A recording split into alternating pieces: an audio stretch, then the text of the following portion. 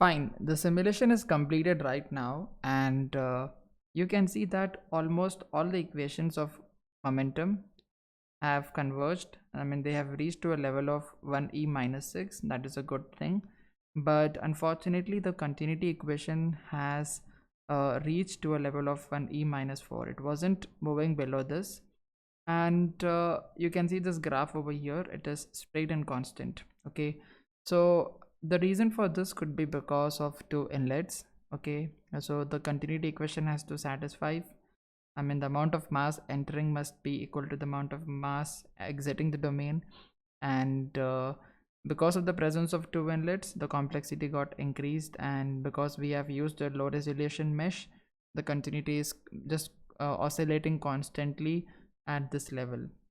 Nevertheless, I assume that the convergence is satisfied for this case, and now we can just analyze the result as of now and see what is the outcome. So I'll just go to graphics as of now and click on contours. Now I will be going to the velocity over here. The velocity magnitude is what I want to look at, but I need to create a surface.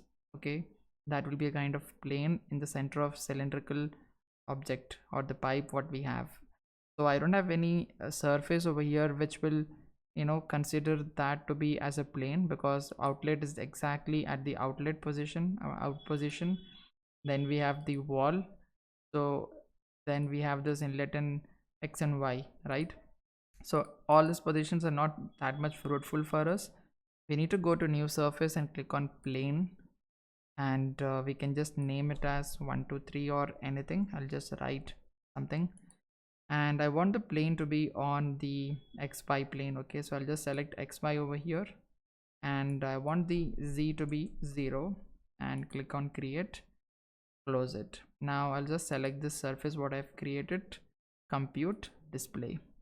Now you can see if I'm aligning it to normal, this is how your velocity field of propane gas looks like. Okay, now just accept the fact that this is a coarser mesh. We haven't been bothered about the inflation layers as well.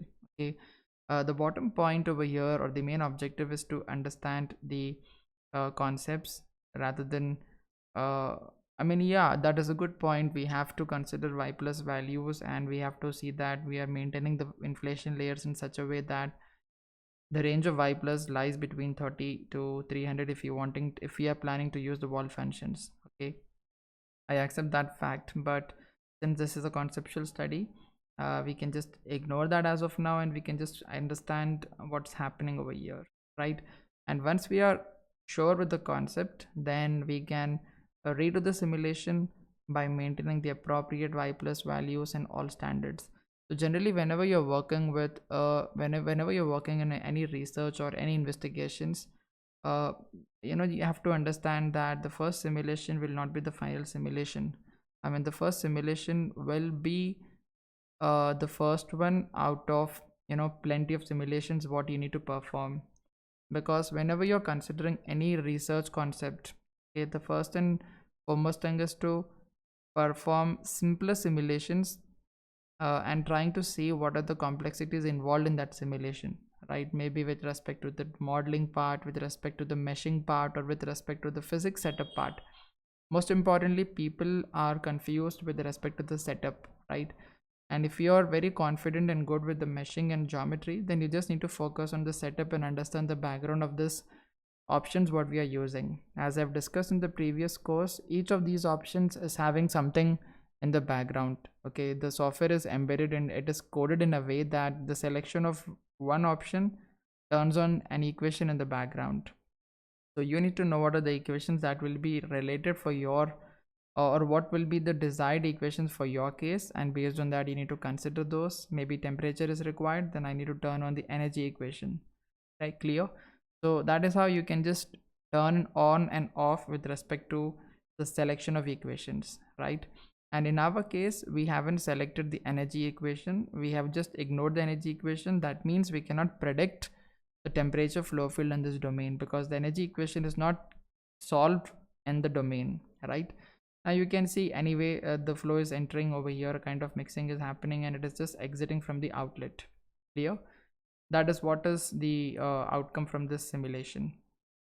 And if you want to look at the vectors, you can just click on vector and select the surface, compute, save display, and I'll just align it to normal, and let me just zoom in.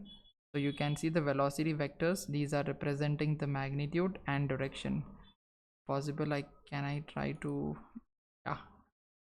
So you can see that the propane gas is moving from the left to the right, and also entering from the top, mixing with this bottom one, and it is just moving on as it is, right? So you can see it is just turning over here and just going on. Clear? So at this moment, I believe you have understood the simulation for 2 inlet and 1 outlet. Clear? Now at this video, I'll just stop over here, and in the next video we will be discussing about DPM, that is discrete phase model over here, which is present over here, the discrete phase model, and we will be performing some activity over here in this domain itself, and we will see what all we can investigate with respect to that. So let us just move to the next video.